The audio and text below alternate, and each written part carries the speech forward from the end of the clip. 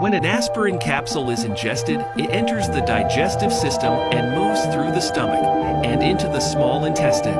In the small intestine, the capsule dissolves due to the acidic environment and releases the aspirin inside.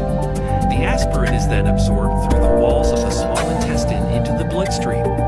Once in the bloodstream, aspirin molecules can travel to their target sites in the body.